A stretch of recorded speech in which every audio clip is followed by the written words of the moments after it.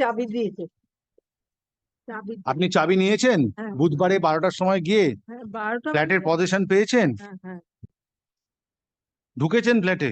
না ঢুকিনি, কেন ঢোকেননি? ঢোকার কথা কিছু বলেনি, বলেছে যখন রায় দেবে, আপনি রায় দেবেন তখন ঢুকতে।